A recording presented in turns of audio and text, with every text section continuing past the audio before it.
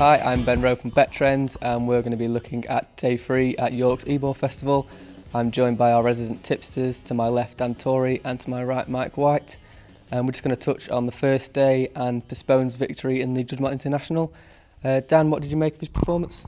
Oh, it was a very good performance. I think the best horse won on the day, and the best horse was second in Highland Reel. 1 mile 2 furlongs showed that he's got enough pace for it. They went quite a good lick at the top, but he kept on all the way to the end. It was a good race. How we'll go when it comes to the Arc, if he does go for the Arc, we'll wait and see. But he's obviously a very good horse and one of the best around at the minute. Yeah, he's currently about 92 best price, mainly about 4 to 1. Mike, what do you think of the performance and his prospects for the Arc? It was a very good performance. That any doubts they had about his pace were definitely put to bed after he cruised to the front with 2 furlongs to run. He did go a little bit right-handed, let's say, and he shut the door on Mutakayev. But it was solid. He was never going to get overhauled by anyone, really. And he will benefit for the step back up to 1.5 miles. Like Dan says, as for the Arc, I'm not so sure. The ground's a big thing for him, I think. He's much better on quicker ground, even though he did win a King George on softer surface. Yeah. But I'm not 100% sure about the Arc right now. Okay, and now we'll go on to our best bets on day 3. I'm going to start off on my tips in the Weatherby's Hamilton Lonsdale Cup, and it's Trip to Paris for Ed Dunlop. This horse, you'll remember, won the Ascot Gold Cup last year, and then had a good campaign before picking up a tendon injury in the Japan Cup. He had a very good piece of form when he ran in the Goodwood Cup, giving the field £4. He was only beaten by Big Orange and Quest for More on that day by half a length. He then did disappoint in this race, but again he was given a penalty to all his rivals, and it probably the busy period just caught up with him.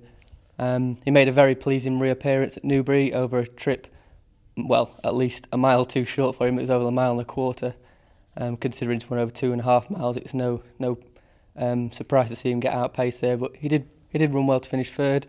Ed Dunlop did say afterwards that he was undercooked for that, and he's in much better shape now. And I think he's got still got potential as a stayer, and I think he's the one that they'll have to beat. We switch now to Mike, and you've got a tip in the maiden. And before we start, I just can't believe the price of this thing. 13 to 2 against.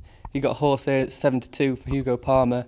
That cost 320,000 guineas, but it's never been on a racecourse. You'll be able to give the viewers some more insight onto the form. Yeah, this horse, Black Trilby for Clive Cox, he was third behind Lockheed in a Goodwood maiden at Glorious Goodwood. Obviously, Lockheed ran really well in the Acomb yesterday. On Wednesday. And he was only a half length back that day. He was closing on the leaders after being quite keen in midfield. He's entered in the Champagne Stakes and the Royal Lodge, so connections clearly think quite a lot of him. He's got the experience edge, like you said, on a few of his rivals here.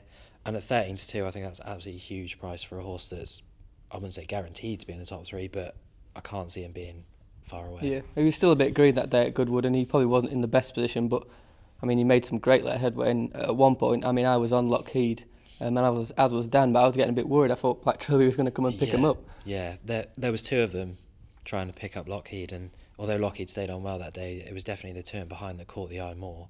And I think this horse is an absolutely huge price for a race that is definitely winnable.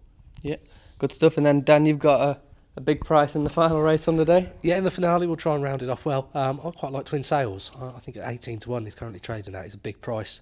He was a classy juvenile. Took a while to get going this year. His last 3 runs have been pretty good though. He was a really good second at Goodwood. Newmarket last time stepped up to 1 mile. He pulled a bit hard. He was a bit too keen.